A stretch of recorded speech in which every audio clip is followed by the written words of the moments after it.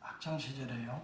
혹시 여러분들이 이 시를 읽었을지는 모르겠어요. 그렇지만 안톤 슈낙의 우리를 슬프게 하는 것들이라고 하는 산문시를 읽은 그리고 또 이것을 읊조리며 지낸 적이 있습니다.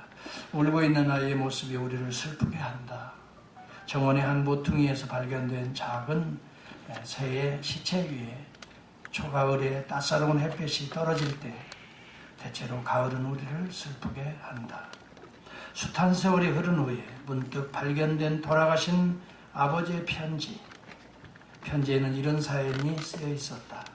사랑하는 아들아, 내 소행들로 인해 나는 얼마나 많은 밤을 잠 못 이루며 지새웠는지 모른다. 대체 나의 소행이란 무엇이었던가?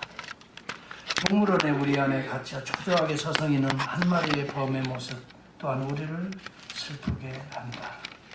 원래 여러분, 범은 이렇게 정말 어디죠? 세렌디게티와 같이 정말 자유롭게 뛰어다녀야 되는데 우리에 갇혀 있으면 얼마나 슬프겠어요.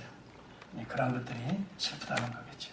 옛 친구를 만났을 때, 학창시절에 친구 집에 또한 방문했을 때, 그것도 이제는 그가 존경받을 만한 고관대적이 되었고 혹은 부유한 기업주의 몸이 되어 몽롱하고 우울한 언어를 조종하는 한낱 시인밖에 될 수 없었던 우리를 보고 손을 내밀기는 하되 이미 알아보려 하지 않는 듯한 태도를 취할 때, 어린 시절 살던 조그만 마을을 다시 찾았을 때, 그곳에서는 이미 아무도 당신을 알아보는 이 없고 일찍이 뛰놀던 놀이터에는 거만한 붉은 주택들이 들어서 있는데도 당신이 살던 집에서는 낯선 이 얼굴을 내밀고 왕자처럼 경이롭던 아카시아 숲도 이미 베어 없어지고 말았을 때 이 모든 것은 우리의 마음을 슬프게 한다. 우리가 이 시를 읽으면서 저는 젊은 시절 화사했던 것도 생각이 들지만 또 어떤 의미에서는 회상해보면 아쉬움과 슬픔을 진하게 품고 있는 것을 우리는 알게 됩니다.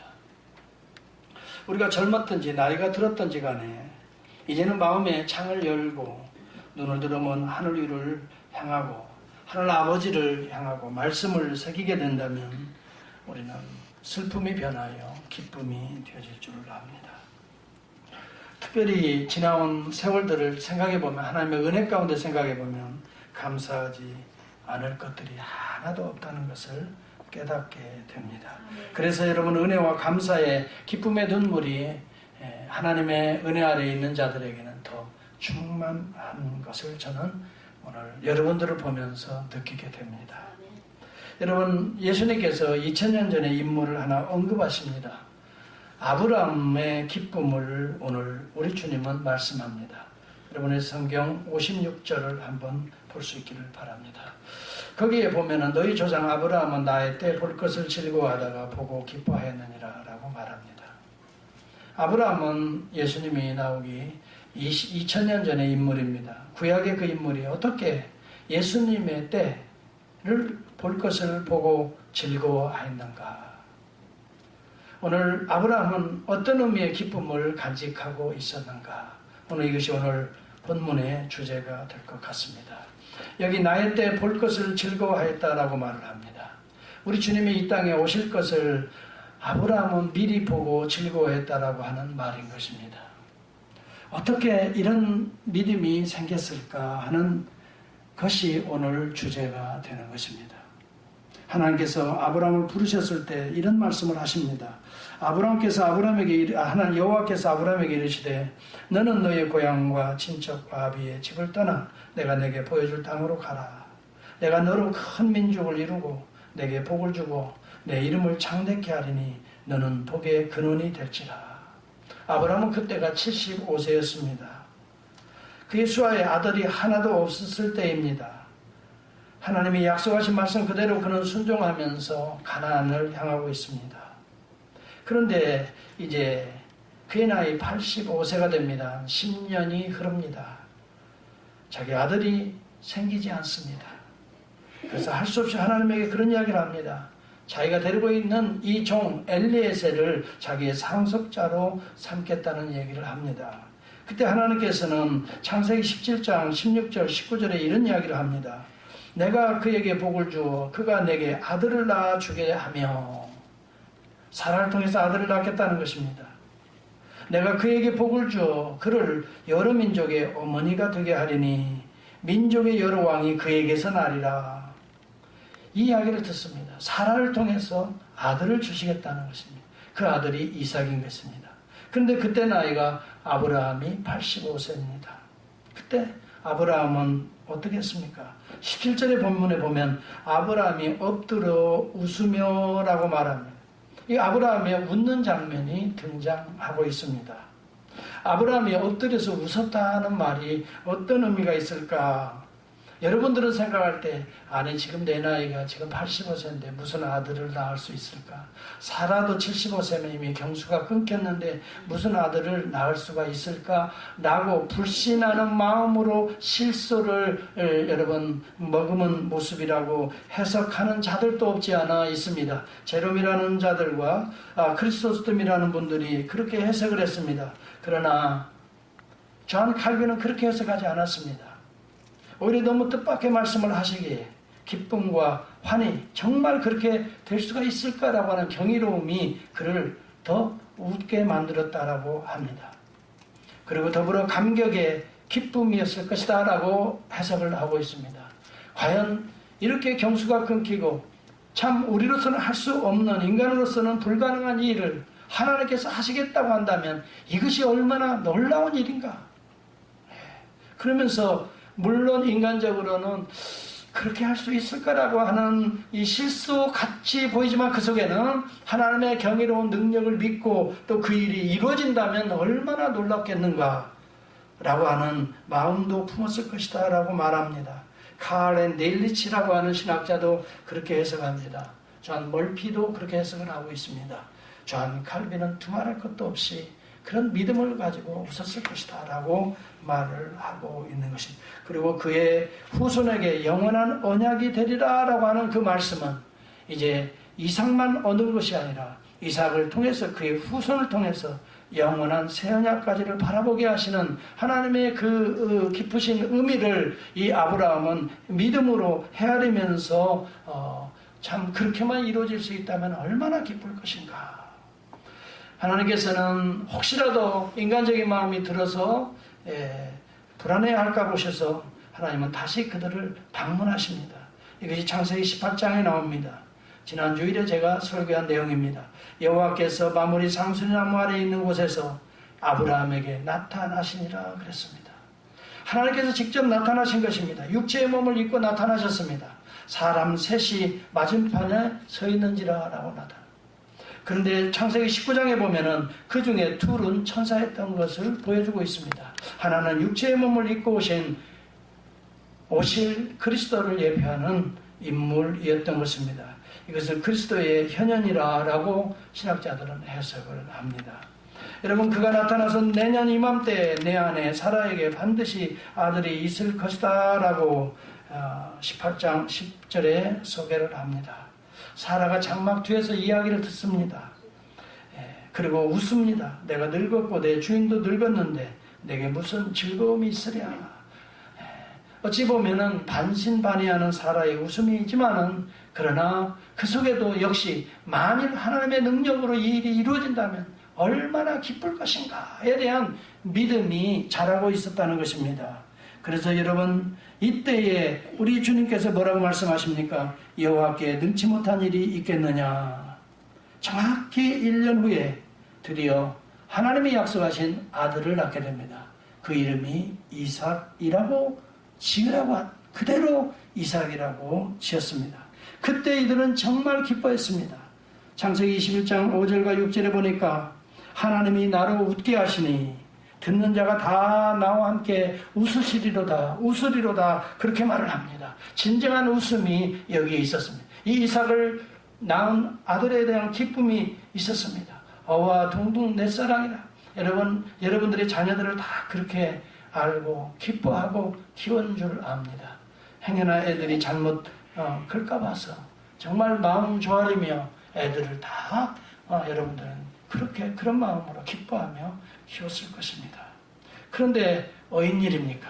창세기 22장에 보면은 하나님께서 정말 주신 이 아들을 기뻐하고 즐거워하기는 하는데 하나님보다 더 사랑하는 것을 발견하게 되는 것입니다.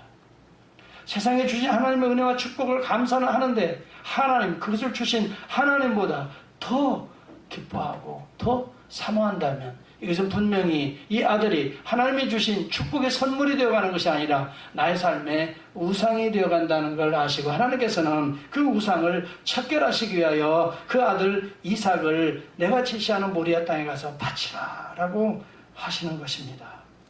그때 이 아브라함은 비로소 하나님이 진정한 섬김의 대상이 아니라 나는 하나님이 주신 이 아들을 섬기고 있구나. 이런 걸 깨닫고 이 아들과 함께 이제 모리아산에 오르게 됩니다. 그리고 칼을 들어서 장작 위에 아들을 묶어놓고 산 제물로 드리려고 하는 순간 하나님께서 그를 막으시고 예비한 어린 양을 통해서 제사를 드리게 하시고 이 아들은 다시 그에게 허락해 주시는 것을 우리가 봅니다. 여러분, 아들을 이끌고 모리아산에 산 제물로 드리러 올라가려고 할 때 이 아버지의 마음이 어떻겠는가? 우리는 인간적으로 안타까운 마음으로 생각이 들지만 그렇죠. 자기 아들을 또 산제물로 어떻게 드리겠습니까? 저는 아들을 한번 고난 잠든 아들을 안고 한번 올라가면서 문득 그런 생각이 들었어요. 하나님께서 마치 이 아들을 진짜 아브라함과 같이 그 시대에 바치라고 한다면 내가 바칠 수 있을까 하면서 제가 아브라함의 마음을 생각해 보면서 하나님의 또 마음을 생각해 보면서 또 묵상한 적이 있습니다. 그때 아브라함의 마음에 대해서 히브리서 기자는 11장 17절에 이런 말씀을 합니다. 아브라함은 시험을 받을 때에 믿음으로 이삭을 드렸다라고 말을 합니다. 그는 약속들을 받은 자로 돼 그 외아들을 드렸느니라. 그에게 이미 말씀하시기를 내 자손이라 칭할 자는 이삭으로 말미암으리라 하셨으니 그가 하나님이 능히 이삭을 죽은 자 가운데서 다시 살리실 줄로 생각한지라. 하나님 분명히 아들을 통해서 그 후손이 복을 받을 것이라고 하였는데 이 아들을 바치라고 한다면 죽이라고 한다면 하나님이 이 아들의 씨를 이제 말려버리시는 건 아니고 다시 살리셔서라도 이 아들의 후손을 통해서 천하만민이 복을 얻는 메시아의 놀라운 은혜를 베풀어 주실 것이라는 믿음이 이 아브라함에게 있었다는 것입니다.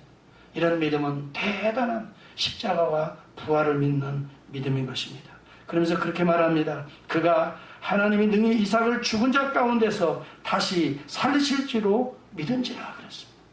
여러분, 우리의 믿음은 단순히 외아들을 주신 그 믿음에 근거한 기쁨이 아니라 이것이 우상이 될 때 당장 그것을 처분해서라도 다시 하나님이 그 믿음을 통해 새로운 역사를 이루어 나가시는 이런 구속의 은혜까지를 바라보는 믿음이 진정한 믿음이요 기쁨이라고 하는 것입니다.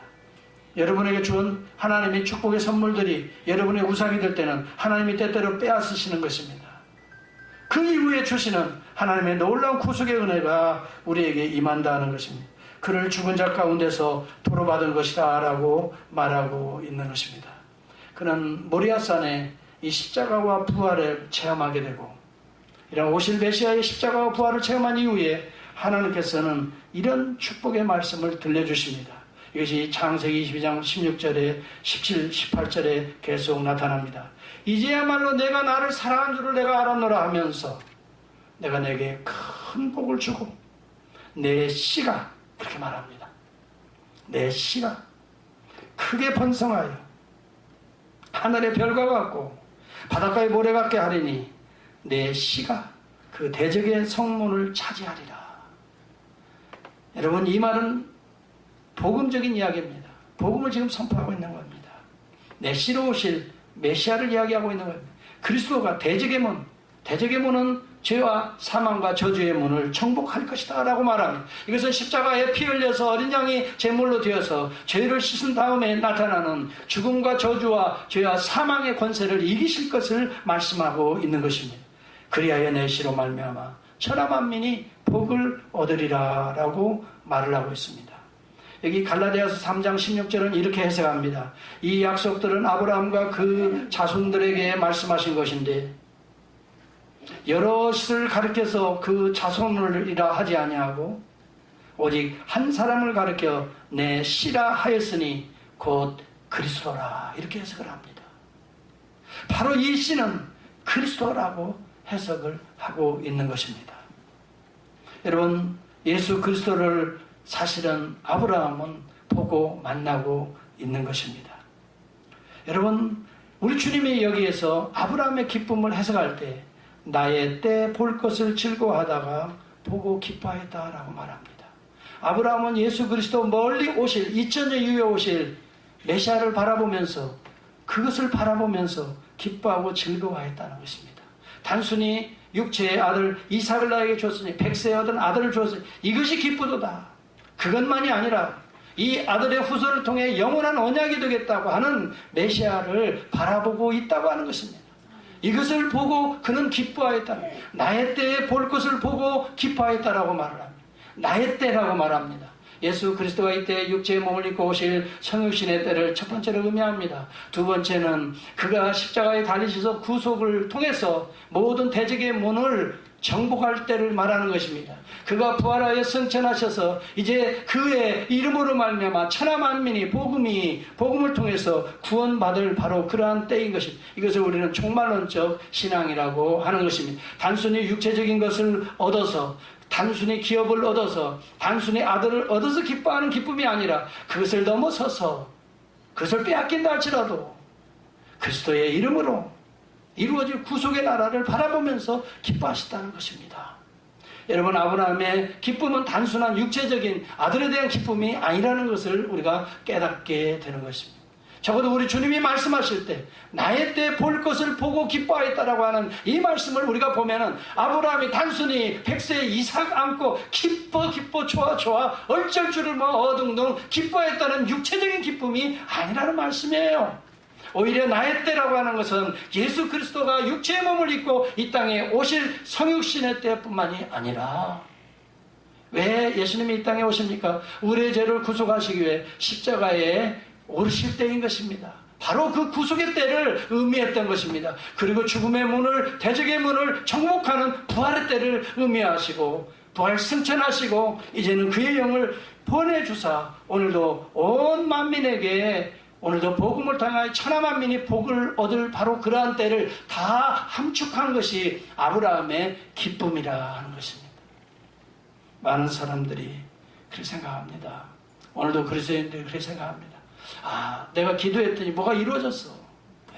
기도했더니 갑자기 사업의 문이 확 열렸어. 기도하니까 무슨 학교에 좋은 학교에 들어가게 됐어. 기도하니까 뭐가 그냥 생각지 못한 일들이 팍팍 터져. 여러분, 이것은 어찌 보면 아브라함의 첫 번째 기쁨에 속하는 것입니다.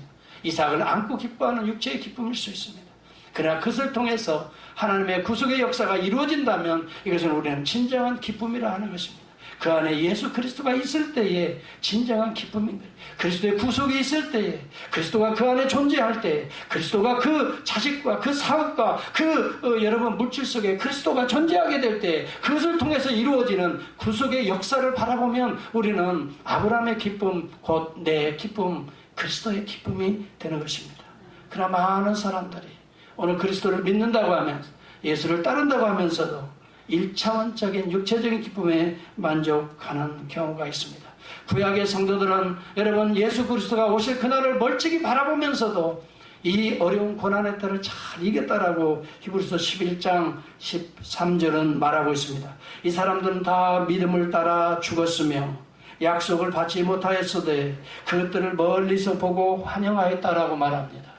구약의 성도들은 오실 그리스도를 바라보며 멀찍이 보면서 환영하며 죽었다는 것입니다.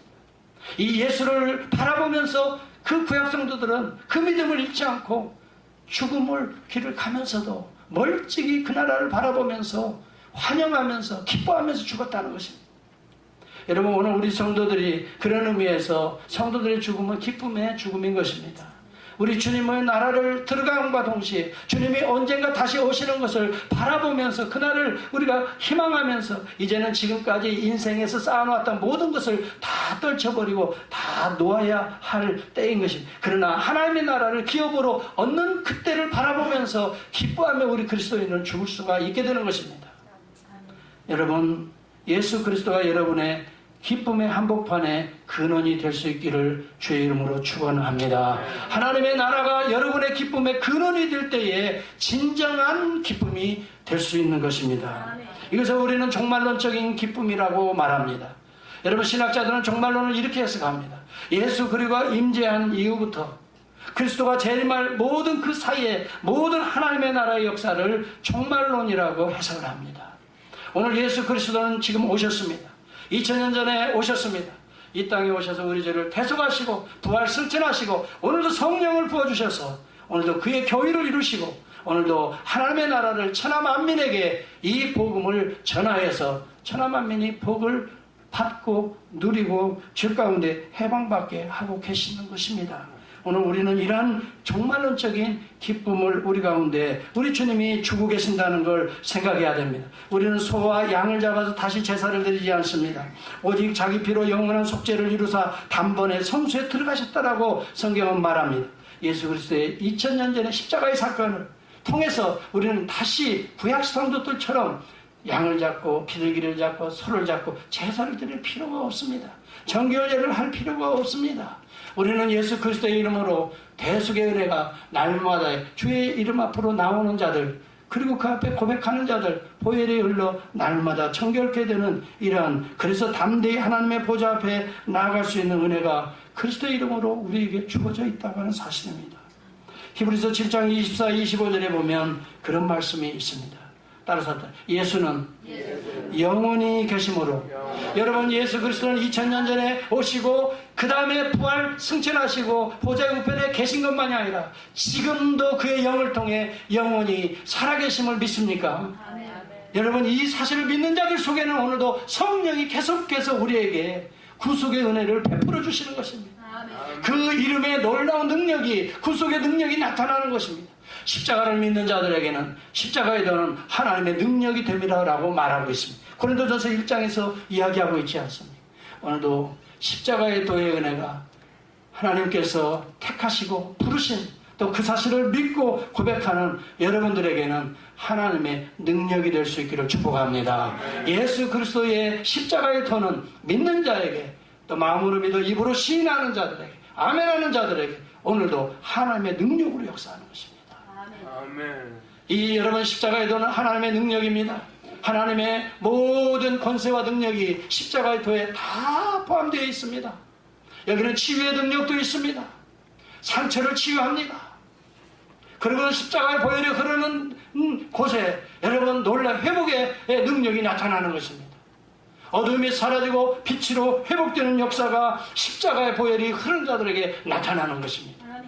여러분 과거에 어떤 무거운 짐을 지고 어떤 죄 가운데 고통을 받고 죄책감 앞에 여러분 시험에 든 자들도 십자가 앞에서는 깨끗하게 벗어버리고 마치 아사달 염소처럼 동이서에서 먼 것처럼 모든 죄악의 무거운 짐들이 깨끗이 사라지게 되고 보혈의 은혜가 흐르는 자들에게는 용서와 사랑으로 하나님의 능력으로 하나가 될 줄을 믿습니다. 여러분 이것이 바로 이 십자가의 도의 능력이고 하나님의 능력인 것입니다.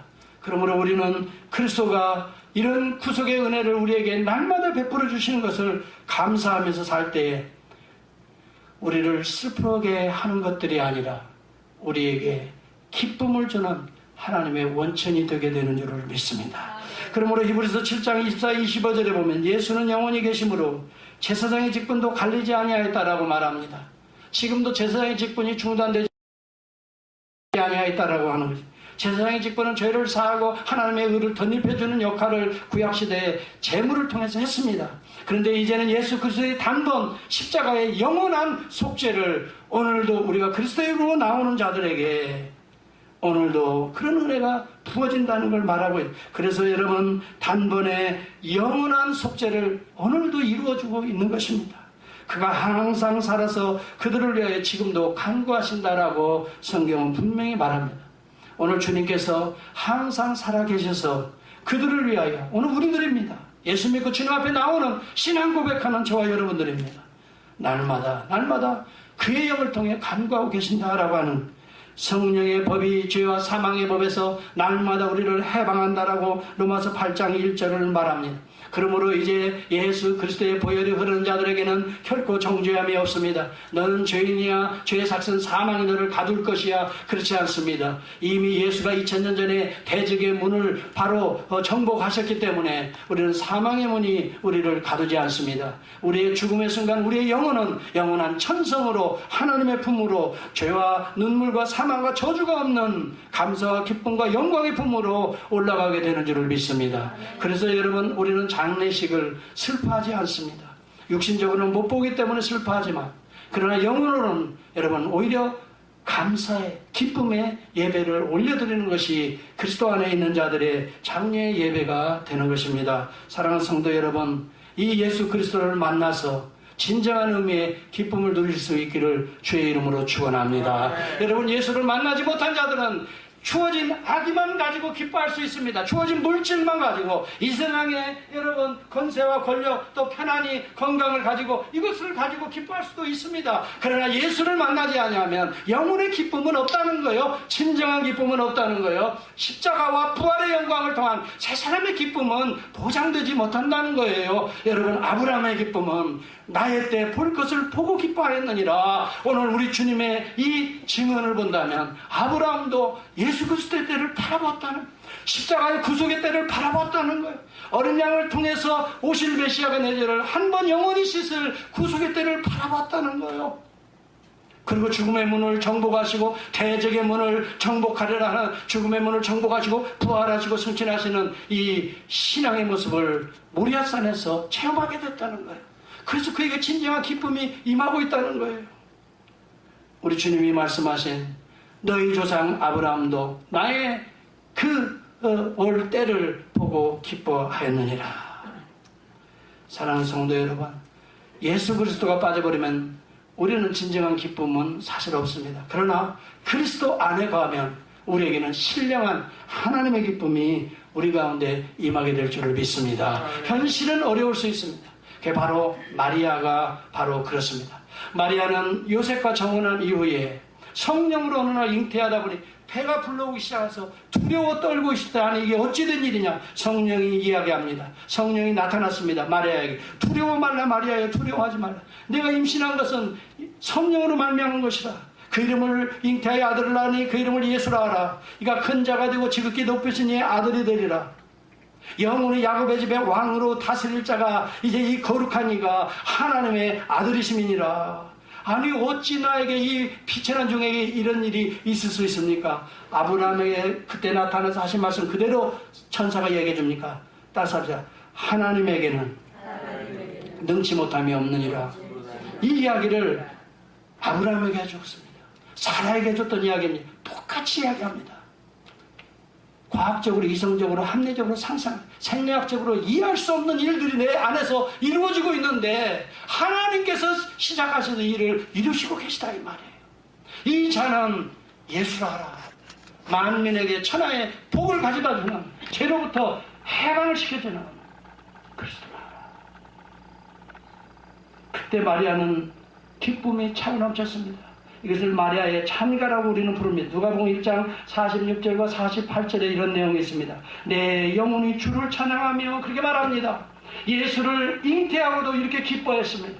신비적으로 과학적으로 여러분 이해할 수 없는 이 하나님의 역사를 잉태하고 나서, 하나님의 뜻을 잉태하고 나서 그는 찬미의 노래를 불렀습니다. 이걸 마리아의 찬가라고 우리는 부릅니다. Mary's Song of Praising이라고 합니다.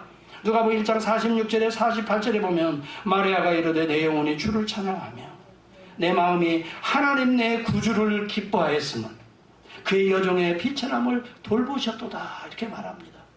여러분, 우리는 비천한 삶을 살아가지만 내 안에 예수 그리스도가 잉태하는 순간 하나님을 찬미하는 찬미의 성가가 우리의 삶에 나타날 줄을 믿습니다.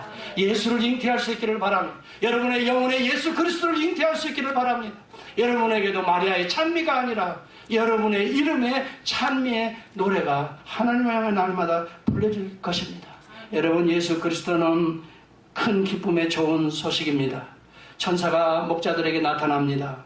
누가복음 2장 10절에 그렇게 말합니다. 천사가 이르되 무서워 말라. 보라, 내가 온 백성에게 미칠 큰 기쁨의 소식을 너희에게 전하노라. 예수 그리스도의 탄생은 큰 기쁨의 놀라운 소식이라 이렇게 말을 하고 있습니다. 예수 그리스도가 탄생하는 순간은 온 인류들에게 미칠 큰 기쁨의 소식이라 이 말입니다. 이것을 유앙겔리온이라고 합니다. 이 말은 여러분, 일반 백성들이 전쟁터에 나가서 드디어 이겼다라는 나팔 소리가 유앙겔리온입니다. 유앙겔리온을 부른 것입니다. 천사가. 이 말은 드디어 예수가 출생하여 이 모든 죄를, 사망을 정복하고 드디어 대적의 문을 정복한 예수 그리스도가 정복한 그 승리의 나팔 소리가 유앙겔리온. 사랑하는 성도 여러분, 이것을 복음이라고 우리는 말합니다. 복음이 여러분 가운데 있을 때 큰 기쁨의 좋은 소식이 날마다 여러분 생애에 울려 퍼질 줄을 믿습니다. 오늘도 죄가 정복되었다는 것입니다. 오늘도 그리스도의 이름으로 죄는, 사탄은, 어둠의 세력은 감히 나에게 접근하지 못하는 놀라운 역사가 오늘 예수를 품고 사는 자들에게, 오늘 하나님의 음성을 듣는 자들에게, 예수를 믿는 자들에게 임하고 있는 것입니다. 아브라함의 기쁨이 바로 그리스도의 오심에 대한 예수 그리스도의 때를 보고 기뻐하는 것이고, 나아가 구속의 때를 기뻐하고 있는 것입니다. 하나 더입니다. 누가복음 2장 여러분 성경을 한번 찾아볼 수 있기를 바랍니다. 저는 사실 오늘 이 본문을 보면서 제가 엄청 깜짝 다시 한번 놀라게 되고 감사하게 됐습니다. 그렇지. 진정한 아브라함의 기쁨의 원천은 여기에 있었습니다. 누가복음 2장 25절 32절을 한번 볼 수 있기를 바랍니다. 누가복음은 요한복음 전에 있지요. 의사 누가가 쓴 겁니다. 의사 누가가 예수 그리스도의 나심에 대해서 계시를 받아 쓴 내용입니다. 누가복음 2장 22절 이하에 쭉 보면 시몬이라고 한 나이가 많이 드신, 우리 교회의 나이가 드신 우리 장로님들이나 권사님들과 같이 경건한, 그리고 하나님의 위로를 기다리는, 메시아의 대망을 기다리는 자가 있었습니다. 그게 25절입니다. 예루살렘에 시몬이라고 하는 사람이 있으니 이 사람은 의롭고 경건하여 이스라엘의 위로를 이게 메시아의 대망 사상입니다. 메시아가 오셔서 이 민족을 구원하고 죄로부터 해방하는 걸 기대하고 있는 한 사람이 있습니다. 그 사람이 시몬이었습니다. 성령이 그 위에 계시더라 라고 말합니다. 그가 이야기를 합니다.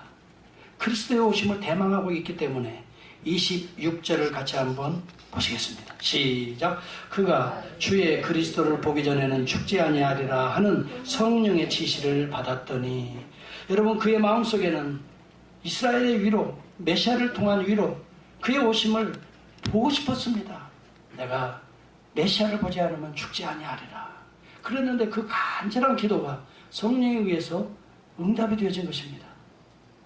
그래서 어느 날 성령께서 그의 마음에 뭔 확신을 주시냐면, 너가 그리스도를 보기 전에는 죽지 아니하리라. 할렐루야. 이래 여러분 간절히 사모하면 하나님이, 성령이 이렇게 응답해 주시는 거예요. 너가 그리스도를 보게 될 것이다. 이 말 아니에요? 너 죽기 전에 그리스도를 보게 될 것이다. 그런데 그날 성령의 감동하심으로 성전에 들어가매 마침 부모가 율법의 관례를 따라 행하고자 하여 그 아기 예수를 데리고 오는지라. 이때는 예수가 태어난 지 32일째 되는 날이고 33일째 되는 날입니다. 레위기 12장에 보면 남자 사내아이를 낳게 되면 32일 동안은 부정하고, 그렇기 때문에 32일간을 기다리고 성전의 예배에 참석 못합니다. 33일째가 되면 정한 정결 예식을 위하여 그 아이를 성전에 데리고 오게 하고 또 이 제사를 드리도록 했습니다. 그래서 33일째 아기 예수를 데리고 마리아와 요셉이 이제 성전에 왔습니다. 그때 시몬이 많은 사람들 가운데에서도 세상에 그 아기 예수를 어떻게 눈여겨봤을까요? 퀴즈입니다. 어떻게 알았을까요? 하나님의 아들 그리스도인 줄 어떻게 알았을까요? 예? 아주 정확히 얘기했습니다. 성령이 감동하여. 그 내용이 나오지 않습니까? 여러분 여기 본문에 보면 성령의 감동으로 성전에 들어가며 마침 부모가 윤리에 따라 행하고자 하여 그 아기 예수를 데리고 오는, 다 이런 이 연관은 성령의 감동이 있습니다. 제가 지난 수요일날 설교했던 내용이 바로 그겁니다. 성령의 일루미네이션이 오늘 우리에게 있다는 것입니다. 유대인들에게도 있고 이방인들에게도 있고 또 오늘 그의 성도들에게도 성령의 일루미네이션이 있다는, 감동이 또 비춰주심이 있다는 것입니다. 그래서 그 아이를 예사롭지 않은 아들로 보게 된 거예요. 수많은 아이들이 결례하기 위해서 왔지만 예수를 보게 된 거예요. 그래서 그에게 달려가 시므온이 그 아이를 안고 하나님을 찬송하여 이르되, 그럽니다. 예수를 만난 자는 비록 악이라 할지라도 찬송, 진정한 기쁨이 그 안에 임하는 줄을 믿습니다. 이것이 바로 오늘 하나님 우리에게 기대하시는, 예수님이 말씀하시는 아브라함이 나이 때 볼 것을 기뻐하고 보고 기뻐했느니라, 이런 기쁨입니다. 아이를 안고 기뻐합니다. 뭐라고 말을 합니까? 주제여, 이제는 말씀하신 대로 종을 평안히 놓아주시는도다. 이제 내 소원이 이루어졌습니다, 이 말이에요. 내 눈이 무엇을 봤어요?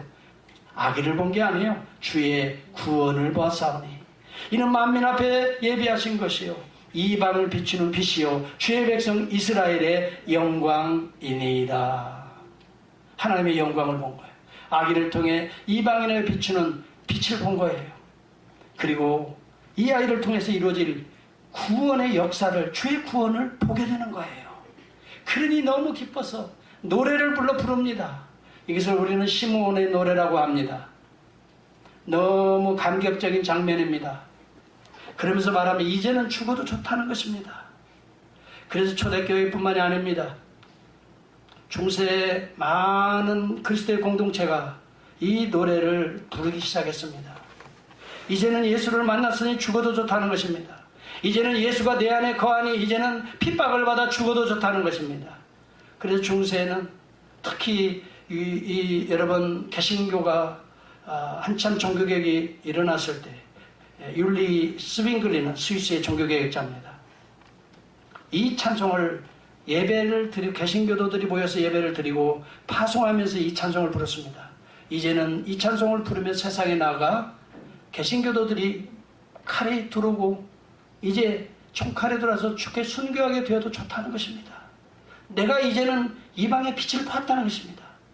이제는 내가 구원의 빛을 만났다는 것입니다. 이제는 예수를 만났으니 이제는 죽어도 좋다는 것입니다. 그래서 이 기쁨의 찬가를 파송의 노래로 불렀다고 합니다.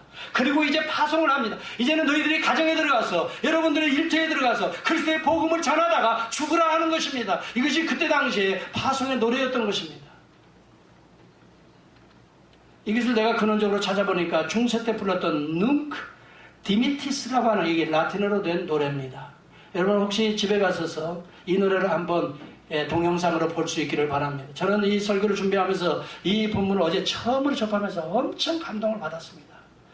마지막에 예배를 드리고 예수를 만나고 여러분이 갈 때에 파송의 노래로 이 노래를 부르면서 이제는 세상에 환난이 오고 세상에 핍박이 와도 이제는 내가 예수 구원의 빛을 만났으니 죽어도 좋다면서 노래를 불렀던 것입니다. 이게 성도들의, 구원받은 성도들의 모습이었다는 것입니다. 사랑하는 성도 여러분, 여러분은 무엇이 여러분을 이렇게 죽어도 좋다는 기쁨 가운데 몰아갈 수가 있겠습니까? 그런데 놀라운 것은 이 시므온이 이 노래만 부른 것이 아니라 이제 부모에게 예언을 하고 있습니다. 그 내용이 이어집니다. 33절, 34절 이하에 보면은 그의 부모가 그에 대한 말을 놀랍게 여기더라 그랬어요. 아니 시므온이라는 자가 이렇게 놀라운 구원의 평안을 주시고 구원의 빛을 보았다 그러고 이방을 비추는 빛이라 그러고 하나님의 영광이라 그러고 34절과 35절을 같이 한번 봅니다. 저는 오늘 이 본문의 내용이 우리의 기쁨에 들어가 있을 때에 진정한 참된 구속의 기쁨이 우리 가운데 임재하는 순간이 될 것입니다. 시므온이, 시작, 시므온이 그들에게 축복하고 그의 어머니 마리아에게 말하여 이르되 보라, 이는 이스라엘 중 많은 사람을 패하거나 흥하게 하며 비방을 받는 표적이 되기 위하여 세움을 받았고 또 칼이 내 마음을 찌르듯 하리니 이는 여러 사람의 마음의 생각을 드러내려 함이니라. 여러분, 아기가 나와서 기뻐하고 영광의 빛을 보고 참 놀라운 신앙 고백을 하는데 여기 본문은 칼에 대한 이야기가 나옵니다. 찢어져 죽게 됨을 이야기합니다. 많은 사람의 비방의 표적이 될 것이다 라고 말합니다. 이 내용은 어떤 내용일까요? 예수 그리스도의 십자가의 구속의 내용입니다. 이 과정을 통해서 구속이 일어나고 이 과정을 통해서 이방에 빛이 비춰질 것이고 이 과정을 통해서 참다운 빛이 임하게 될 것을 지금 복합적으로 예언하고 노래하고 있는 장면입니다. 이제 저에게 이런 도전이 왔어요. 나는 십자가 없는 세상적인 기쁨에 들떠있는 것은 아닌가? 나에게 과연 십자가를 통과한 진정한 복음의 구속의 기쁨이 흐르고 있는가? 이것이 나의 질문이요 도전이었습니다. 십자가를 오르기 이전에 세상적인 세속적인 것들로 말미암아 그것이 기쁘고 이것을 축복이라고만 나는 말하고 있지는 않은가? 그러나 오늘 성경이 말하고 성경이 정말 아브라함이 기뻐했던 것, 모리아 산을 통과한 이유입니다. 시몬이 정말 기뻐했던 것은 바로 십자가를 포함한 기쁨이었습니다. 예수 그리스도의 기쁨은 어떤 기쁨이었습니까? 예수가 이 땅에 오셔서 드디어 하나님의 나라를 행하고 복음을 증거한 기쁨이 아니었습니다. 예수 그리스도는 수많은 핍박과 사람들의 조롱과 멸시와 박해를 받았습니다. 그리고 마침내 애매한 누명을 쓰고 십자가에 오르시는 것입니다. 그때 우리 주님의 기쁨은 크게 달하기 시작했습니다. 요한복음 17장 대제사장 중보기도를 통해서 그는 이런 기도를 올립니다. 아버지여, 지금까지 아버지께서 나를 이 땅에 보내시고 하라고 하신 일을 이루어. 이것은 구속입니다. 십자가를 지금 오르고 있는 장면 그 전날입니다. 아버지를 기쁘게 하고 영화롭게 하였사오니, 그렇게 말합니다. 예수 그리스도의 기쁨은 단순히 백성들의 박수갈채를 받고 인정을 받고 기적을 행하니까 야 대단해, 하나님의 말씀을 그저 회당에서 잘 증거하고 비밀스런 이 산상복음을 전하니까 사람들이 야 정말 이런 분들은 지금도 없었고 과거에도 없었고 앞으로, 여러분 거기서 인기를 끄니까 사랑의 인정을 받으니 주님이 그런 데서 기쁨을 얻은 것이 아닙니다. 주님은 고난과 박해를 받아도 십자가에 오르셔서 마침내 구속을 이루시는 그 과정을 통해서 아버지의 뜻을 이루어서 만민에게 구속을 이루는 이 십자가에 오르는 그 전날 그는 그렇게 고백하지 않습니까? 그 뜻을 이루어 아버지를 기쁘게 하고 영화롭게 하였사오니 아버지의 그 기쁨이 나에게도 충만하게 하기를 원하나이다. 그 기도를 드리고 있는 것입니다. 그리고 십자가에 마침내 오르셔서 마지막 숨이 닿으시면서 마지막 최후의 하신 말씀이 무슨 말씀입니까? 다 이루었다. 이것이 요한복음 19장 30절의 말씀입니다. 아버지의 뜻을 다 내 살을 찢어서 피를 흘려서 다 이루었다. 제물이 되어서 다 이루었다. 이 말은 예수 그리스도의 진정한 구속의 기쁨의 최정점에서 하신 고백이라고 저는 생각합니다. 여러분, 죄를 하다가 조금 마음 상하고 조금 어려움이 있고 할 때 여러분 기분 상할 겁니다. 기쁨이 아니라 불만과 얼굴에 가득할 겁니다. 그러나 여러분 한 단계 더 들어가 보십시오.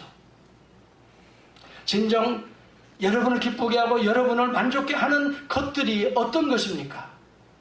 그 속에 구속의 은혜가 흐르고 있는 것입니다. 아니면 여러분의 감정을 상하게 해서, 아니면 여러분이 손해가 되고 여러분을 좀 불명예가 되고, 이런 면에서 여러분들은 기뻐하고 슬퍼하고, 아니면 우쭐해하기도 하고, 아니면 만족하기도 하고, 어떤 부분이 이루어질 때는 여러분 반대로 이야기해 봅시다. 진정한 기쁨은 어디서 올까 하는 것입니다. 때로는 여러분 죄를 하다가도 어려움이 있습니다. 그래도 십자가를 질 때 오는 기쁨이라는 것은 오늘 주님이 그러면서 끝까지 이루어 나가, 그래서 여러분의 사실은 어떤 핍박의 대상이 되고 때로는 조롱의 대상이 되고, 그렇지만 여러분의 희생의 대상이 되고 또 여러분의 손해의 대상이 된다 할지라도 끝까지 충성스럽게 아버지의 그 뜻을 이루고 나서 다 이루었다 고백할 때 그 고백은 최고의 여러분의 진정한 하나님이 받으실 기쁨의 정점이라는 사실을 기억하시고, 오늘 저와 여러분들이 그러한 기쁨을 향하여 십자가에 오를 수 있는 믿음의 용장들이 다 될 수 있기를 주의 이름으로 축원합니다. 세상에 아들을 안고 기뻐하는 기쁨이 아닙니다. 그것은 우상이 언제든지 될 수 있어요. 여러분을 품에 안고 기뻐하고 박수치는 것이 여러분의 기쁨이 되어서는 안 됩니다. 그것은 언젠가 불명예로 떨어질 수가 있습니다. 저와 여러분의 진정한 기쁨은 비록 나에게는 손해가 오지만, 나에게는 불명예스럽기도 하지만, 정말 비방의 대상이 되기도 하지만, 그러나 끝까지 충성하고 끝까지 복음을 위하여 십자가를 다 지고 이룰 때에 하나님께서는 바로 그 순간 나의 때 볼 것을 보고 기뻐하였노라. 여러분의 그 모습을 참으로 하나님께서 인정해 주시고, 그 기쁨이 우리 하나님의 기쁨, 우리 주님의 기쁨, 우리 모두의 기쁨이 될 수 있기를 주의 이름으로 축원합니다. 기도하겠습니다. 여러분의 기쁨은 어디에 있는지 한번 생각해 보시면서 같이 한번